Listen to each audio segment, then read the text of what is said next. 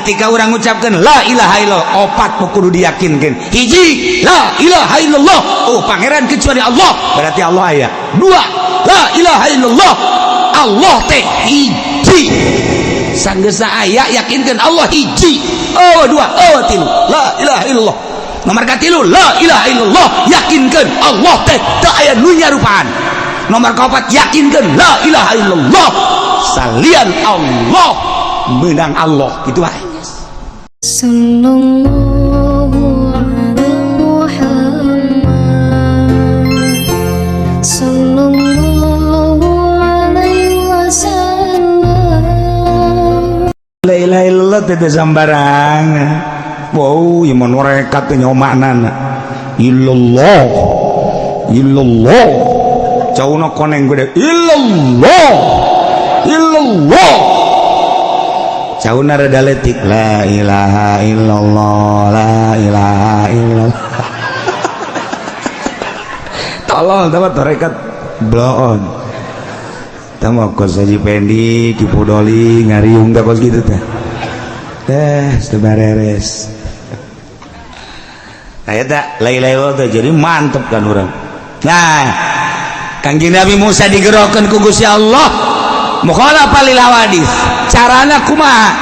Ketika babarengan Kangjeng Nabi Musa jeung pamajikanana lewat Gunung Tursina. Gusti Allah ningalikeun seuneu di luhur Gunung Tursina ka Kangjeng Nabi Musa alaihissalam.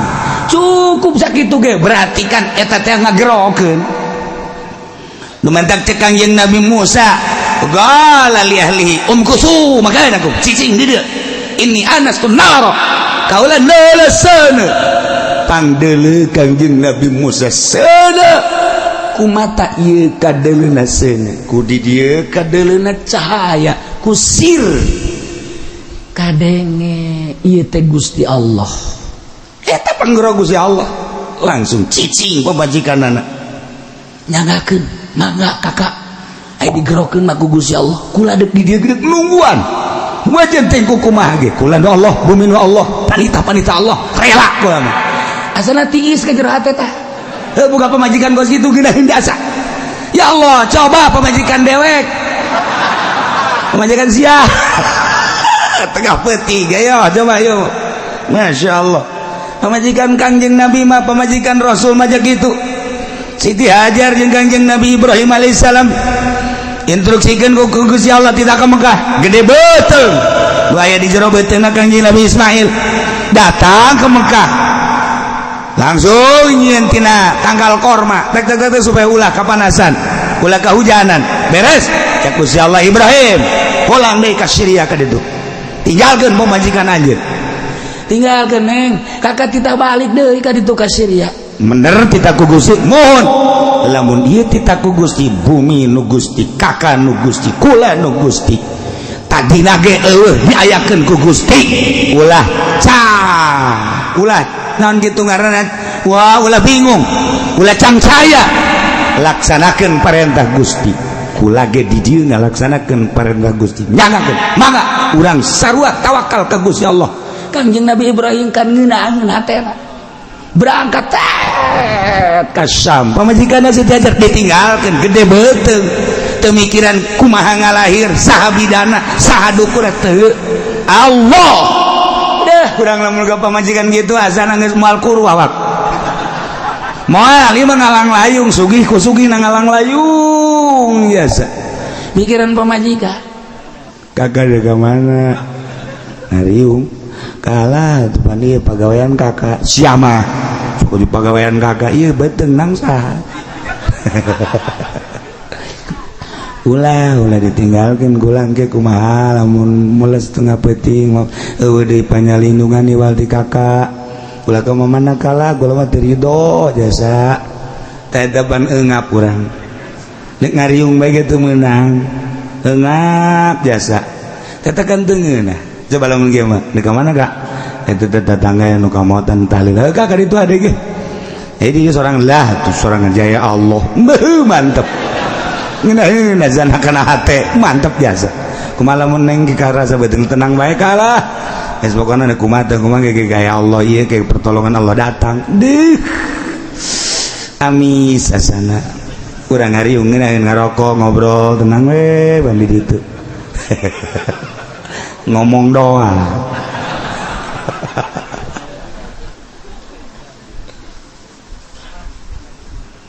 Kanjeng Nabi Musa digerokeun ku Gusti Allah lain hei Musa ka dieu make tanda set berarti panggerok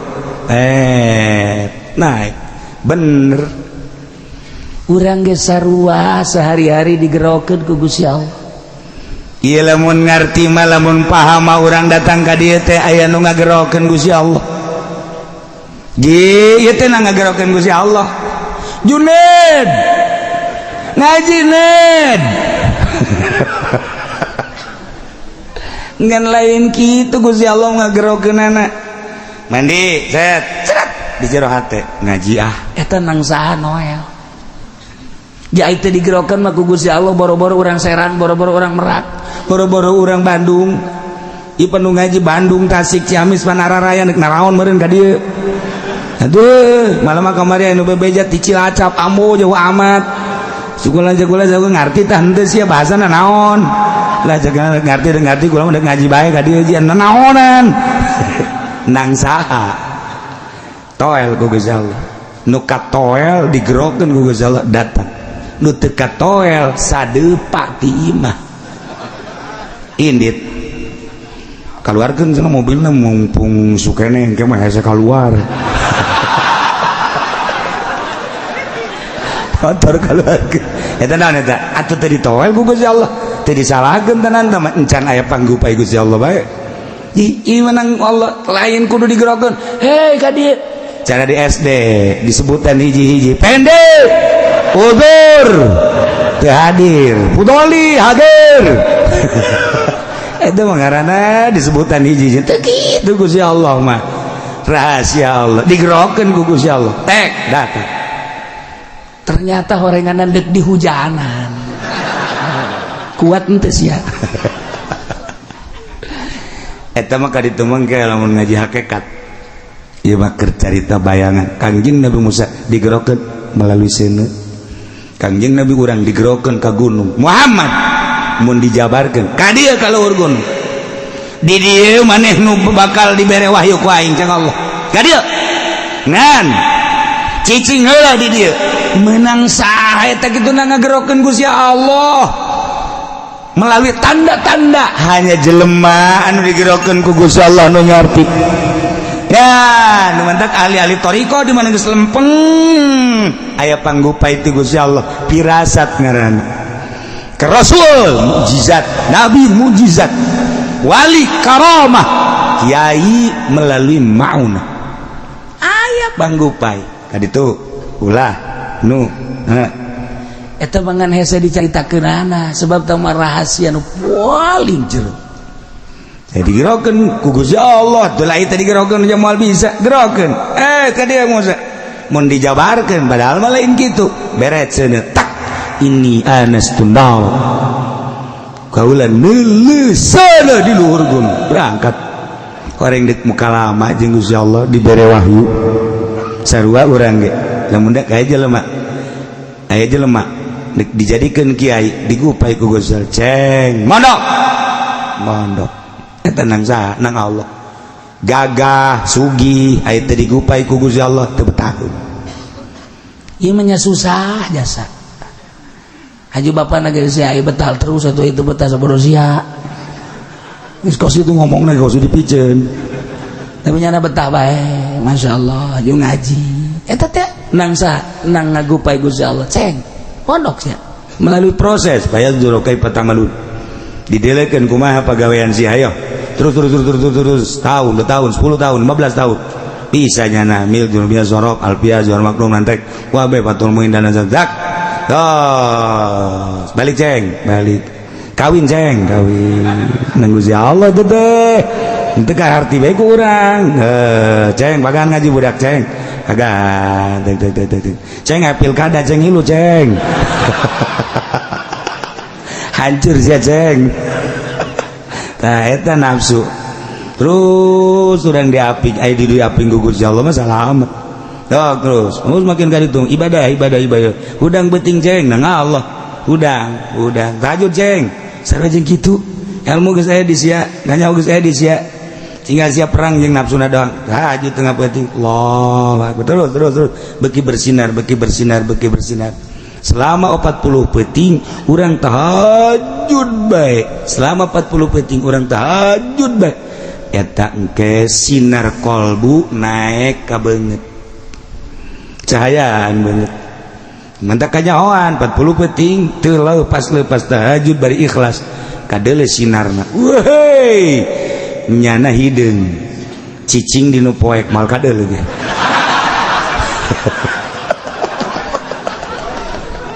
tapi sinaran beda sinaran Masya Allah nah ila kangjeng Nabi Musa panjang orang menyaritakeun kos itu seluruh rasul digerokeun ku Gusti Allah melalui tanda-tanda sabab ngaranna termasuk kangjeng Nabi Musa kangjeng Nabi Isa kangjeng Nabi urang wali-wali Allah kunaon sih datang seret hayang ka anu teh nang ngagerokeun Allah ka anu serangan sia oh kapanggih sesuatu anu batur teh nyahoeun udang sia udang eta teh setelah proses mungkin 10 tahun 5 7 10 angkat wudu mandi wudu lanjut oh dik dibere anu teh eta rahasia Allah nah ya makang yang Nabi Musa beserta kaumna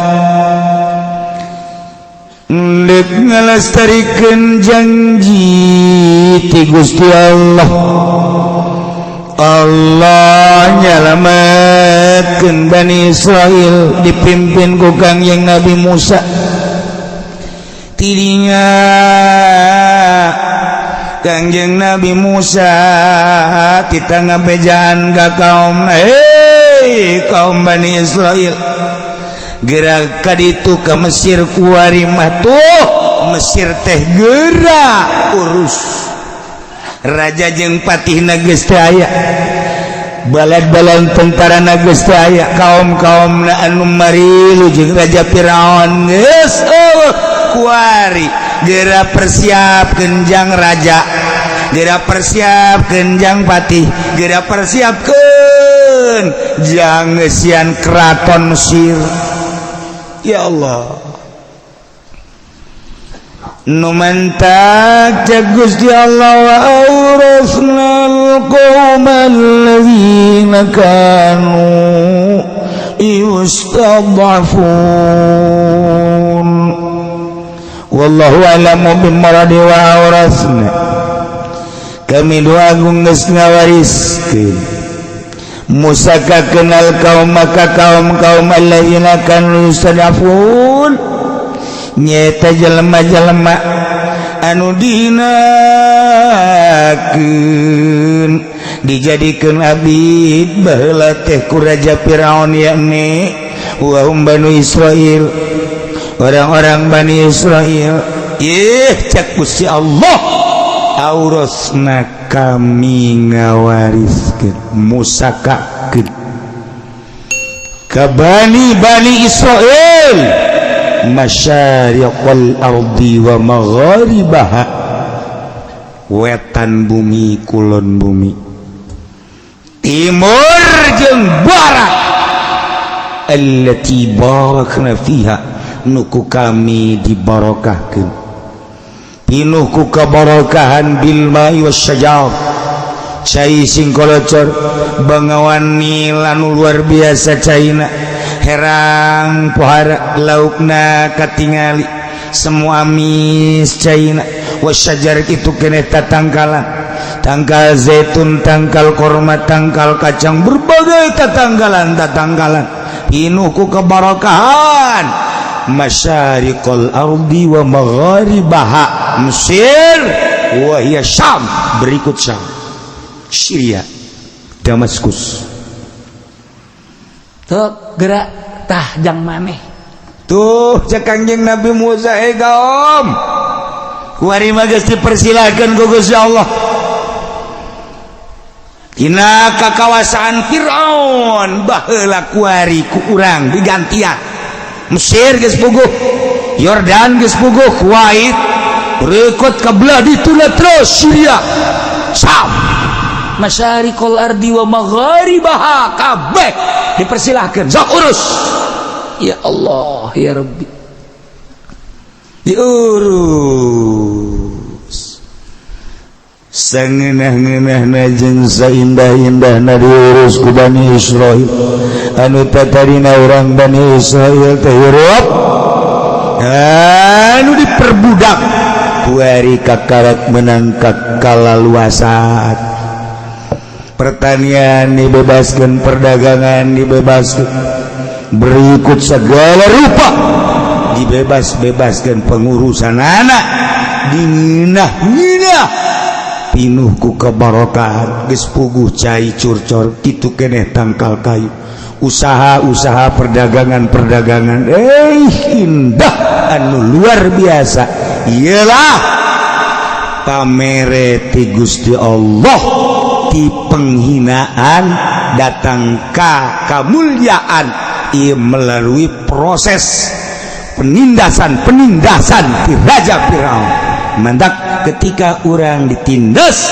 tunggu tanggal main engke aya mandak Bunawas mah beda lamun naik sepeda turun jari Bunawas urang jari bakal nanjak namun yang nama nanjak seserian hahaha Bunawas nanjak seseri bakal turun gitu Bunawas ya orang mah lain lamun keur turun huhahaha teu nyaho hareng nanjak mun keur boga duit beuh awak sehat duit loba kendaraan aya pemajikan sehat ayo orang ke Bali ayo ka ditu ayo eta ngaranna keur turun hahaha sakedeung deui deleukeun sia mobil tabrakan duit aya nu maling pemajikan gering ayo sia nyanana darah tinggi atuh geus nanya dah duadak ana indal munkasirah cek Gusti Allah kula babarengan jeung jelema nu hatena hancur hatena sedih urang ketika keur sedih susah Allah babarengan jeung urang tinggal ngagunakeun hatena sing ade sadar bahwa ieu tenang Allah tunggu seminggu sebulan setahun bakal ditaekeun ku Gusti Allah jelema di pondok mun kasirah duit saya pakaian saya anggal ge beuh hiji kud limaan geus kitu bae di pondok mah geus nyeuseut sorangan masak sorangan dan lain-lain sebagainya sorangan serba sorangan mun kasirah lain teu bisaeun nya gaul jeung batur lain teu bisaeun nya ulin fasilitas ala kadar motor bae mah jaya di imahna bergaul jeung babaturan aya tapi nya mengasingkan diri keur mun kasirah ka Allah keur dibarengan ku Gusti Allah tunggu ceng sakedeung deui sia ayo ana indal mun kasirah numadak dihina keur di pondokna mah kos lain jelema pajar riwa lamun balik mah eta si budak saha si Junaid emang jelema teh naon emang kunaon gitu ih teu kos gitu amatnya kabeh ngahina masyarakat ngahina pemuda ngahina komo awewe malah mun ditanya sadaya eta naon gitu atuh geus luar biasa jore artina jore sikapna make samping make baju make calana make naon kopea lah kos kare itu jauh jeung stan-stan wae jauh jeung mode-mode na ayeuna geus teu perlu mode nya mah kuduna ge hirupna tuh di pedalaman Sumatera tapi tenang we nya dina kurang nomor kalem mun kasirah hatena tapi begitu balik ke imah Masya Allah woi budak ayo adzan saya tak si Junaid ngeunaan sorananya asa-asa di Madinah yang ngadeng-adzan bos itu woi Junaid atuh Allahu Akbar Allahu Akbar cak awewe teh wih aing ge daek dikawin ku nyana tah Masya Allah kakarak azan ya Allah ya Rabbi pas ngariung nyana jadi protokol. Baik, mantap jasa. Saudara-saudara sekalian, alhamdulillah acara ini akan kita mulai, diawali dengan Fatihah. Kita sama-sama baca Fatihah. Setelah itu maka kita dengarkan bersama qori kita. Oh, qorina. Med can datang. Ya kudu kumaha? Siapa itu? Ya, pantang mundur sekian. Junet hebat jasa ya. Kaning bau cewek-cewek loba jasa kan dedina. Ngaran ge pemuda tuh. Nyana. Mohon maaf karena qori terlambat. Mungkin macet. Jadi saya untuk mengganjal.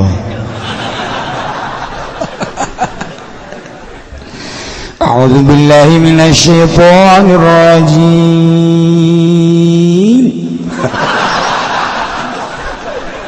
Ada lain dari si Junet jadi kieu. Bataan si Junet. Bismillahirrahmanirrahim.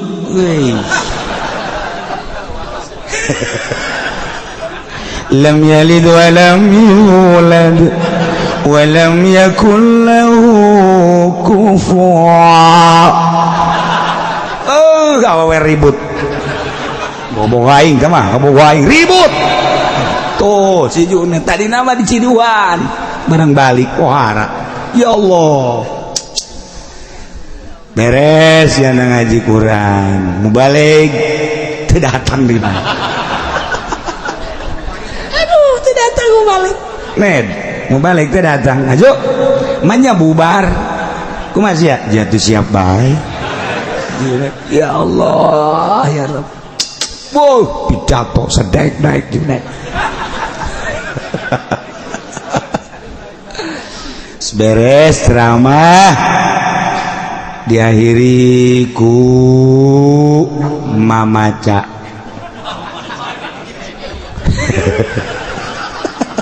Ned, acaranya jadi jalan 7 bulan masuk mamaca. Si aku maju tuh siap.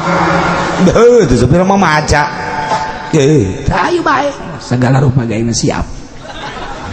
Siap bisa tuh eta lagam. Ya, tuh kumangke baik. Aing menele mustamen apa mustamen teh nyawana naon atuh malah nyalahkeun. Kecuali mustamen palinter. Ayo guys. Bismillahirrahmanirrahim. Itu sekali mama aja tama. Bisaan ya. Teh Junet bu nu tatarina badina kos kitu piwalieun mah serba bisa. Ya Allah. Isukna si Junet kita macarawi. Ya, riipis rawi ini. Pondok sapopoe macarawi Pak. Al-jannatu wa na'imu wa sa'adun liman yusalli wa yusallim wa yubariku alaih. SMP lain SMA lain soreng sanawiyah. Wah.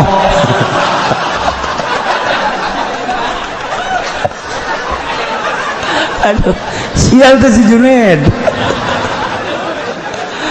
Nah, emang gitu digerokeun gugus sama mandok ceng. Mandok ngaji ceng, ngaji.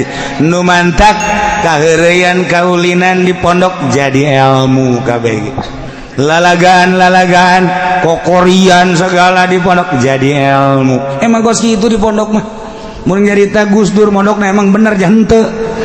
Henteu Gus Dur mah maling lauk bae guru beak lauk lakunya. Masya Allah barang kujuprak cak guruna saya nu ngalaan lauk barang di dalam santri waktu kabur tinggal Gus Dur menghadap tadinya. Oh kirain siapa besok kan mau ada tamu ini saya udah bawa duluan caknya ke guru besok mau ada tamu jadi besok udah nggak usah susah-susah lagi caknya padahal masa daik ngomongnya nama cak guru nanya nyok ayat tamunya. Ya itu Gus kalau gitu bagi dua iya nggak apa-apa bagi dua buat anak-anak aja jangan punya anak. Gus Dur emang bener atuh lalagan kan tapi jadi Masya Allah lemun urang nyompralkeun meureun wali emang kos kitu gitulah budak-budak santri nangagupai Allah sok akurkeun gerajeng sakola dia nyen beunanaona kudu serba duit bae santri mentaya ceng ieu maot teu sanu ngurusan kula mahnya anu mandian set heuy ceng jalain kitu mandian kaluaran anyar beres oleh emang aya ngaji hujan kieu Masya Allah. Nah, ialah kuai kaum Bani Israel mimpin negara Mesir ti Mesir tepikeun ka Syam. Ya Allah. Allati barakna fi pinuku kabarakan sumur mahmur lah jinawi. Allah Karim. Oh harap. Cekurang Bandung teh masa kumaha kuda keluar ti gedogan. Nyana sadaek-daek lumpat sakahayang orang Bani Israel tentrem anu luar biasa nu mantap cek Gusti Allah wa tammat kalimat rabbikal husna ala Bani Israil wa tammat kesampurna kalimat rabbi kalimah pangeran anjeun iya nek perjanjian pangeran anjeun al-husna nu bagus ala Bani Israil terhadap kaum Bani Israil kunaon eta kuari jadi hebat bima sabaru ku pagawean-pagaweannya anu salalabar tahan uji ditindas sakitu poharana penindasan ti Firaun tetap baenyana la ilaha illallah Musa Rasulullah tindas ke Firaun budak lahir lalaki bodoh tetap dihadapi dengan besar hati Masya Allah anak awal diantapkan biarkan ini tadi urus kaje nyana kita digawe sadaek-daek beri tanpa digaji Allah masalah dagang kudu lapor bagi dua jeung kerajaan siap tani kitu kene oh salah setelah penindasan dihadapi dengan sabar nyana diangkat ku Gusti Allah nu mantap bima sabaru ku pagawean manehanana tingkah anu salalabar tahan uji perjanjian Gusti Allah direalisasikan ku Gusti Allah setelahnya menghadapi dengan penuh kesabaran dina ayat surat Qisas dijelaskan surat Qisas wa nuridu an namunna 'alal ladzina istud'ifu fil ardh wa yaj'aluhum a'immatan wa yaj'aluhumul warithin. Engke di surat Qisas bakal papanjangan nama tentang cerita-cerita Kangjeng Nabi Musa alaihi salam. Ieu makan ngan sakadar ngababerah ka Kangjeng Nabi hungkul.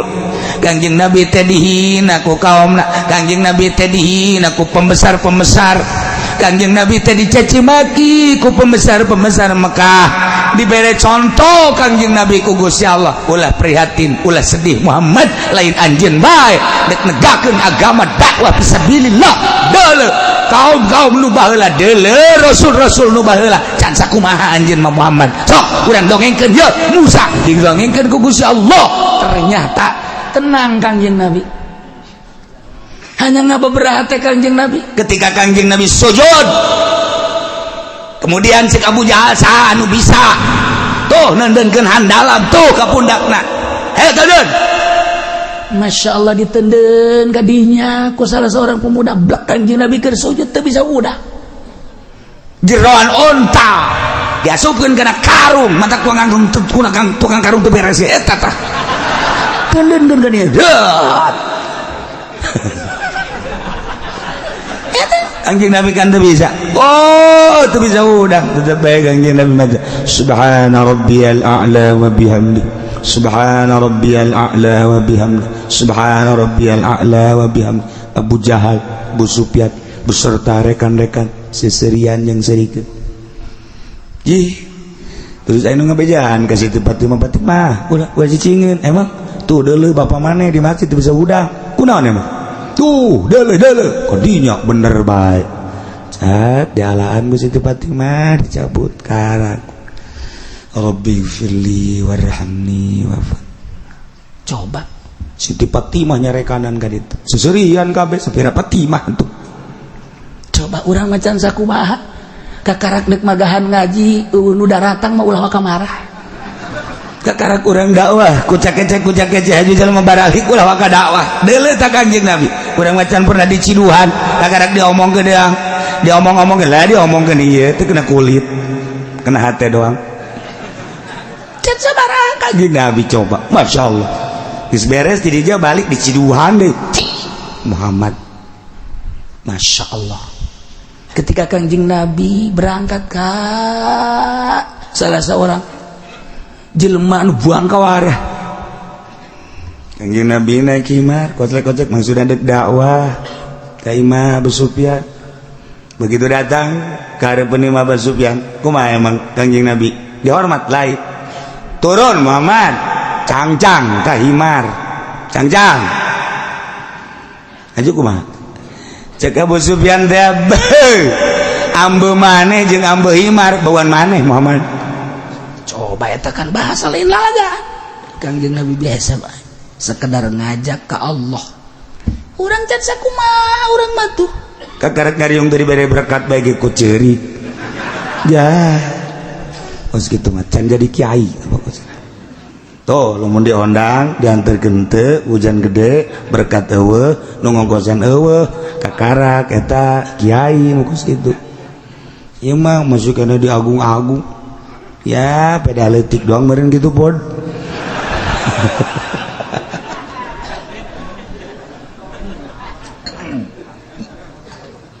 ya tamat kalimat rabbikal husna ila surat kisah sekapan dijelaskan wa nuridu kaulan wa agung ngarepkeun namun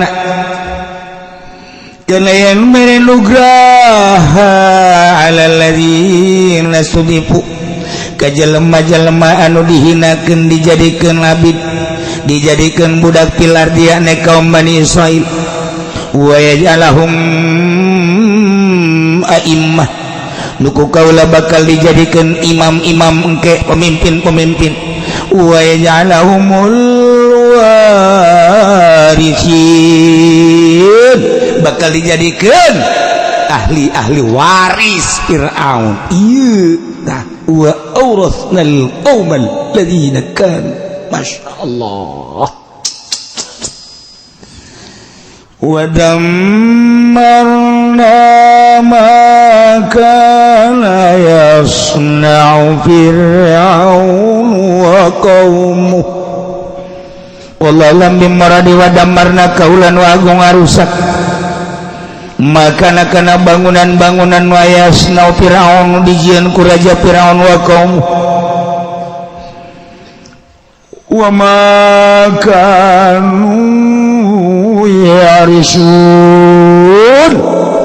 jeung berbagai bangunan-bangunan anu dibangun diluhurkeun ku raja Firaun dirusak ku Gusti Allah dihancurkeun heula diberesan raja Firaun hanyut beserta bala tentarana jeung kaum anu ternamana kerajaan-kerajaanana dihancurkeun ku Gusti Allah melalui angin jeung gempa bangunan-bangunan sekitarna da ngebangun Firaun beak kabeh wa dammarna ma kana yasna'u Firaun wa qaum meunang ngabangun raja Firaun istana-istana gedung-gedung aula-aula hancur kabeh ulah aya tersisa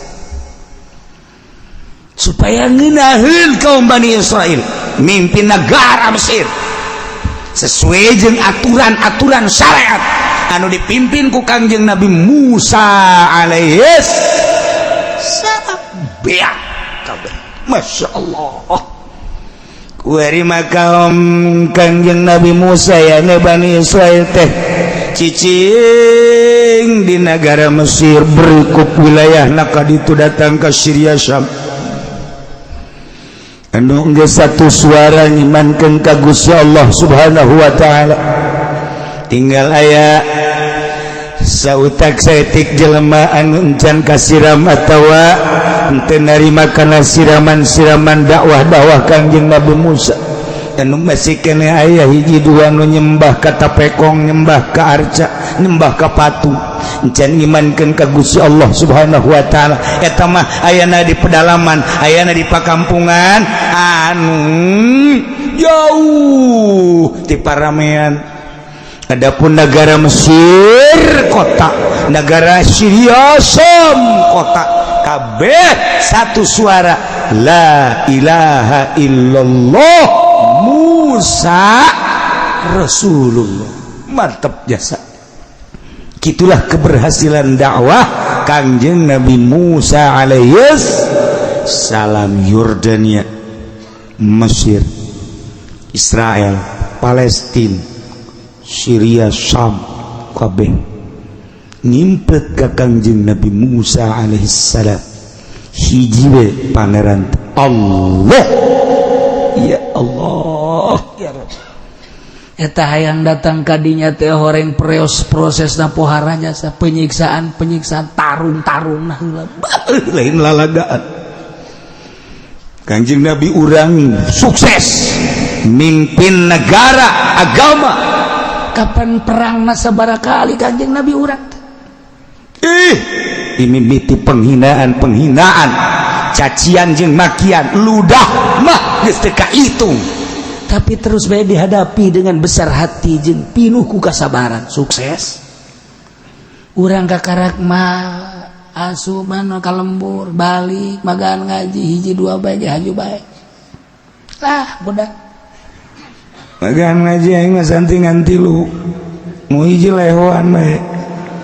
Nu hiji gagaro bae budug. Nu hiji hitut bae salah sejieun aing mah. Aing ngariung ngajak nu mana bingung. Nu hitut bae nyawa sorangan kumamun main seretan. Nu gagaro bae panatu ngaranna ge gagaro kupil teh daun teh. Aduh aing mah ieu. Lah bingung. Endan dak. Geus baralik geus ya. Baralik geus ngajina di nu sajen mah nu deukeut ditu. Ustaz ke mana? Ngojek aing mah ngojek. Ngojek. Tuh kagarak sakitu ge. Mata kudu tahan uji. Aya jelema datang ka imah magaan ngaji aya 10 20. Angel amat ieu ka kajieun imah, angel amat ka kalau beli mobil. Negara geus sakieu majuna, mobil geus ganti deui, lampu mobil geus menyon, geus nongtot. Macem-macem aya aing angel ke lah. Pondok aing jadikeun yayasan ya geus lah. Lain ka Allah. Kajeun ngomong Allah-Allah lain. Henteu cenah ieu mah ngan saukur sistem deung lah bela diri. Lain ka Allah. Deuk Allah mah lain kitu. Malah administrasi. Ieu mah cenah ngan sakadar dirapi-rapi doang. Ngayu sia ge di akhirat ge kumaha. Ieu ge pasanten salak jadi ka Allah keun henteu deui. Kumaha eta? Lah cenah kieu ulah loba omong atuh teh keur ngomong bae mah. Lain berarti salah. Yayasan teh tekad hate na duniawi. Kumaha cenah mun deuk nyen yayasan tapi moal kada dunia atuh bagus. Ngan aya teh eueuh. Cenah eueuh isn teu aya bae ji dua mah. Pokona kitu bae teh. Jeba heula mah yayasan Al Husna di Tangerang barisan ngaji. Hebat Al Husna teh Tangerang teh beuh pohara jasa. Kaluaran di Al Husna Tangerang bisa maca kitab. Sebab nu diajarkeunana amil jurumiyah sorof. Duh urang keleutik keneh. Hebat. Coba yayasan Kuari. Yayasan Kuari mah tanya ke orangnya, ajak ngomong. I love you say. Berbahasa lagi berat geus make bahasa jurig ya. Ya Allah, ya Rabbi, ganti bahasa. Henteu jore ngan lolobana mayoritas dunia. Ujung-ujungna kos kitu. Eueuh jurusan wali Allah eueuh. Pesantren salap jurusan wali kan ngajurus doang ya jare di henteu tetep ngajurus doang tetep bae tengah jalan memarengkol sing terungsep saki ge dijuruskeun hese datang komo itu nun teu ngajurus tah ieu keur carita tetep baik moal leungit jelema digupai nage ku Allah kade ceng mondok ceng amalkeun ceng hudang ceng ti beuting wiridan ceng cek Allah cok diangkat ku yang sia jadi solihin diangkat jadi wali mana cenah kieu wali na mana hayang nyaho mana moal loba omong moal kamari nikahkeun di ditu aya